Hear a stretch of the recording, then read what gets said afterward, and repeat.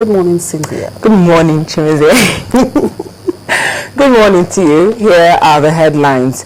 As Nigerians continue to demand probity and accountability in the management of its resources, the House of Representatives has beamed its searchlight on the oil sector. It's carrying this out with the lower chamber setting up an ad hoc committee to investigate the non-remittance of $13.9 billion into the Federation account by the Nigerian National Petroleum Corporation.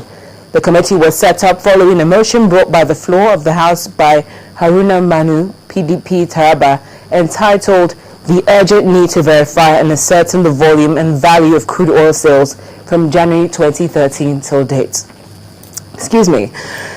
And as the days go by, the Anambra governorship polls continue to make headlines. The All Progressives Congress, APC, has petitioned the Independent National Electoral Commission, that's INEC, over the irregularities that characterize the polls.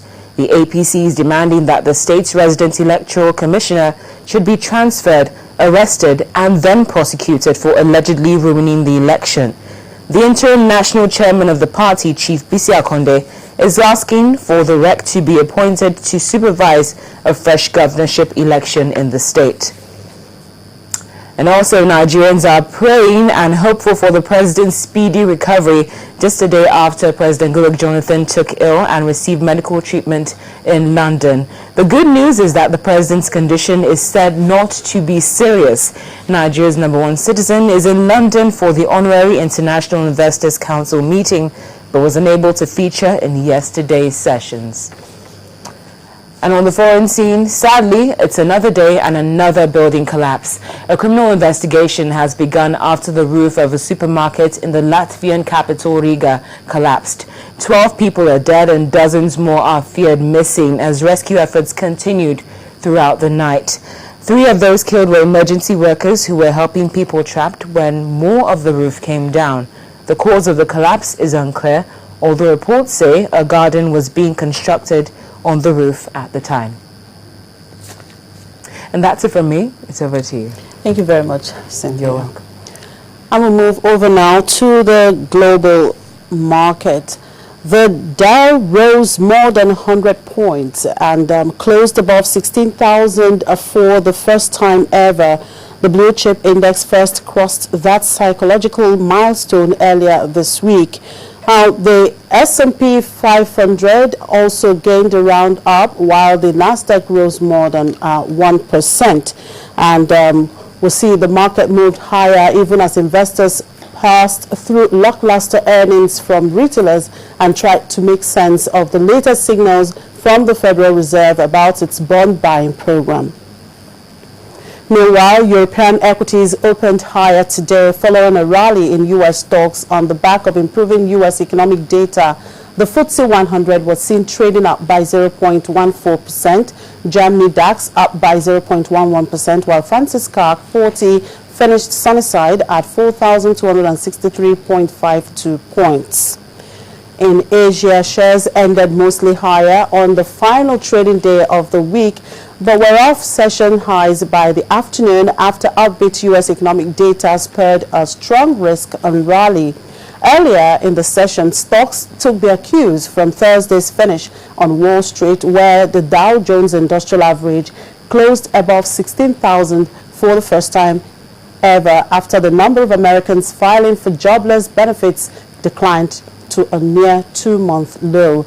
The Nikkei was up by 0.1% to close at 15,381.72 points, while the Hang Seng was last seen trading high at 23,703.85.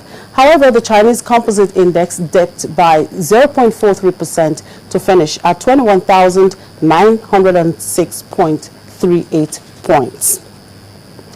We'll go on another short break, and when we return, we'll begin our main discussion for today.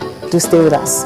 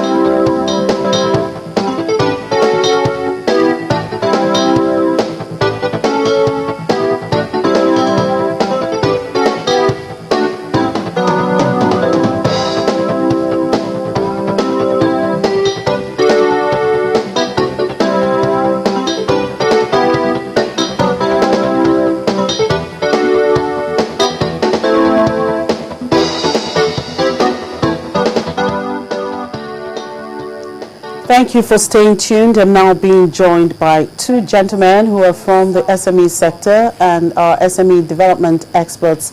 I have Joel Osebo, CEO, ConEdge Enterprises Solutions Limited, and Edward Esene of Kinetic Associates.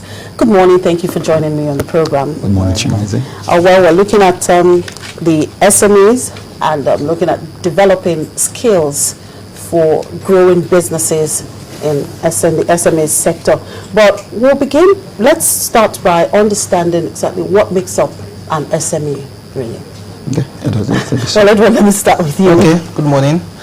For me, the definition of an SME is still depending on different school of thought. But again, SME is being defined according to some people in terms of the number of employees you have or in terms of your revenue. So we may say an SME, if you have less than 200 personnel, you're an SME. Or we could also say if you are making less than 200 million naira as a turnover, you're also an SME.